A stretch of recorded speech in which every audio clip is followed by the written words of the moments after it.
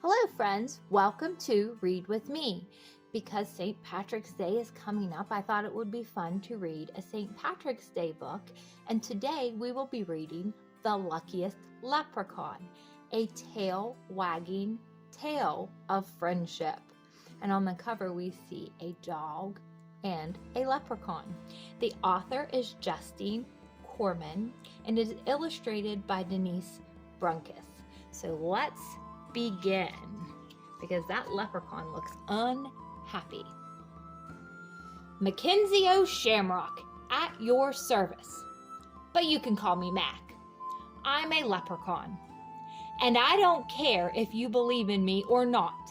Get too close and I'll show you who's real with my hammer. I may be small, but we leprechauns are not to be trifled with. There. Now that that's settled, pull up a toadstool or a chair if you're too big, and I'll tell you my story. Look, see, he's sitting on a toadstool and he has his hammer ready. I was born beneath a fairy hill back when time was new. Ever since, I've been making shoes for the fairy folk and guarding my gold from greedy people. Treasure hunters have to get up pretty early in the morning to get the best of Mackenzie O'Shamrock. And since leprechauns work at night and sleep during the day, I am up much earlier than most. No, they haven't made the human yet who could outsmart me. Look, this knight is looking for him and he's hiding in the tree with the squirrel. And this man is looking for him and he's hiding under a toadstool. And this man is looking and he's riding under the water with that fish. Then people found a new way to boil my potatoes. They stopped believing in leprechauns. They believed in all sorts of nonsense, but the little man making shoes beneath their very own hedge couldn't possibly exist. It got so only children and oddballs, like Professor Chester, believed in me. I believe this is Professor Chester, and he's reading up on leprechauns. I didn't need people anyway. I had a nice home under a tree in a quiet park. As long as I had my gold and my work, this leprechaun was content. Every night, I cobbled for the fairies. Since all the little things do is dance and lose their shoes, business was steady. Every morning, I'd pack away my tools and curl up in my cozy bed. There he is, working on the fairy shoes. And that's just what I was doing one fine morning when I heard a horrible scratching overhead. Dirt poured down on my favorite armchair as a pair of giant paws burst through the ceiling. My thimble collection clattered to the floor. I grabbed my hammer and ran outside to see who was wrecking my home. I expected a goblin or some other horrible monster. Do you see the paws? I think it's the dog we saw on the cover. And there goes his thimble collection, and here's his pot of gold. I found a shaggy red dog burying a stinky soup bone. "Hello?" she barked. "Who are you?" "I'm Mackenzie O'Shamrock," I shouted. "And you've got some nerve destroying my home. You'll not be stealing my gold, you mangy mortal. So just take your bone and go." "I'm sorry. I didn't realize anyone was living here," the dog said. "Is that your gold? It's very pretty." "Go! Shoo! Get lost!" I shouted. The dog didn't budge. Shaking her head, she said, "I feel terrible. I've got to make this up to you. I'll fix your house. I'll be your guard dog." "I don't need a guard," I said. Well, he might need one because she was able to find him. "But you must need a friend. Everyone needs friends," the dog said. "My name is Lucky. What's yours?" That made me even madder. "Mackenzie O'Shamrock!" I yelled. Oh, that's right, you did tell me, Lucky replied. But that's so much to remember. May I just call you Mac? I hope we'll be friends. Everything's more fun when you do it together, don't you think? Just the other day, Lucky would have gone on like that for hours, but I told her to go away and stay away. Apparently, stay was the only command the dumb dog knew. From then on, wherever I went, there was Lucky. She was slobbering over me when I woke up at dusk. She was on my heels while I gathered cobwebs for thread. Look, she follows him everywhere. Do you have a dog at home that follows you everywhere? Lucky even tailed me when I made my deliveries to the fairies. And she always had a cheerful word, or 100. It drove me nuts. That dog was even happy when it rained. Rain is where rainbows come from, Lucky said. I love rainbows, don't you? I could chase them all day. Why don't you go chase them so I can get some quiet around here? I growled. Look, he's grumping, and she's taking a nice positive attitude and saying that she likes the rainbows from the rain. After a while, Lucky learned not to talk so much, especially when I first woke up in the evening. I won't say we became friends, but she got to be slightly less annoying.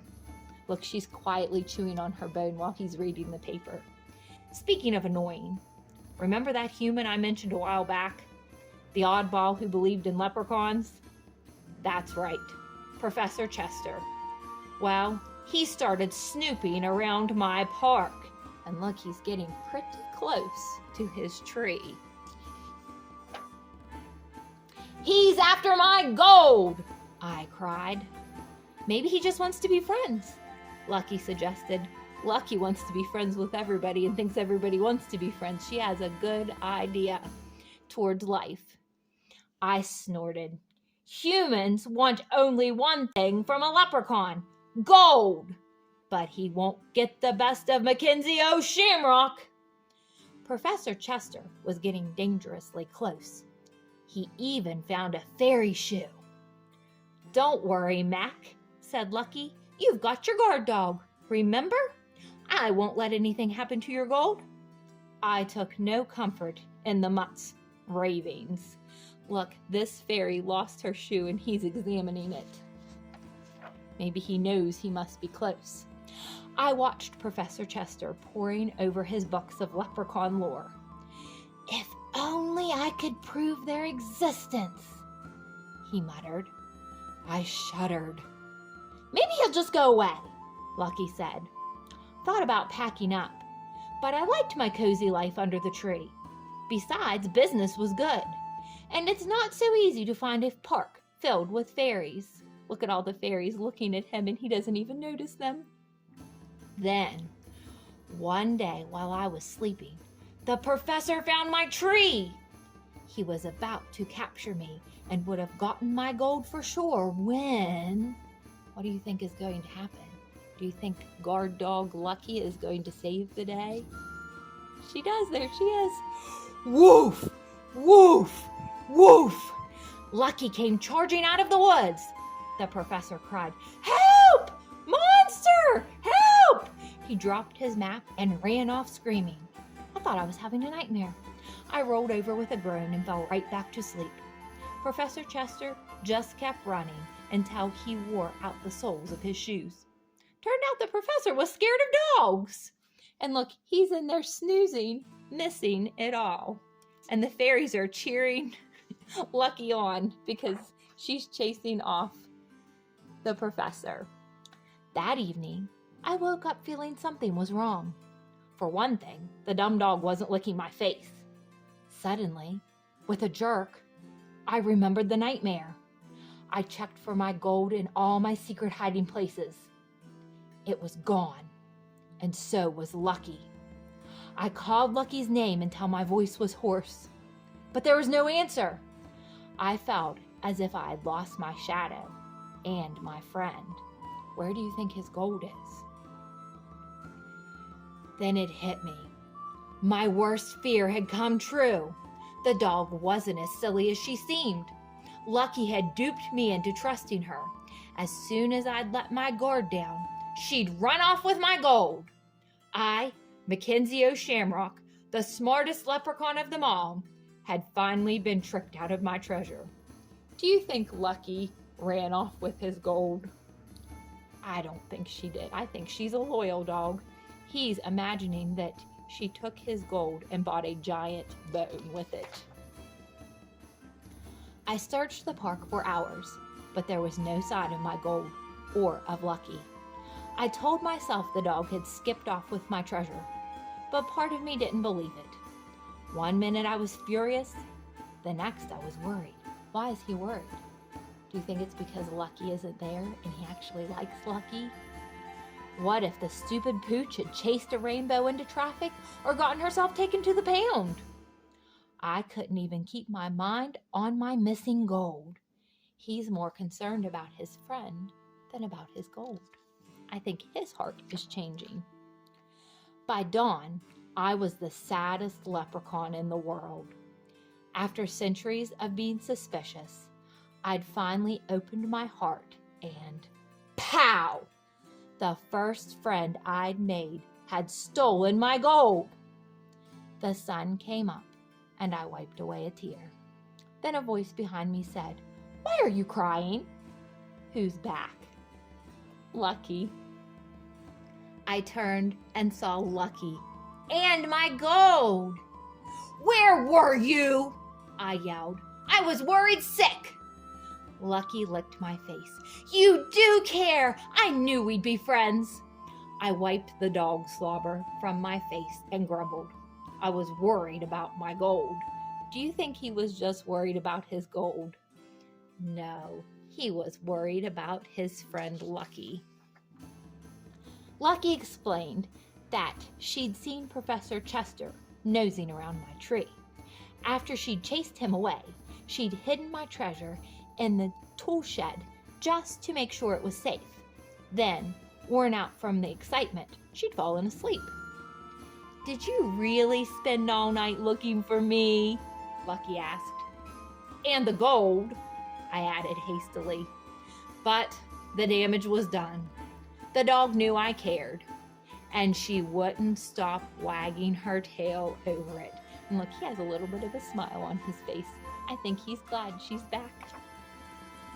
So, there's my story. Leprechaun gets gold. Leprechaun gets dog.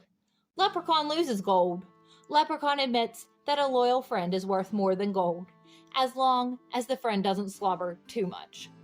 Now, if that isn't a tale worth telling upon a toadstool, I'm sure I don't know what is. Thank you for watching. I hope that you enjoyed this fun book. Please consider subscribing to my channel if you have not done so already. And if you've already subscribed, thank you so much for your support. Until next time.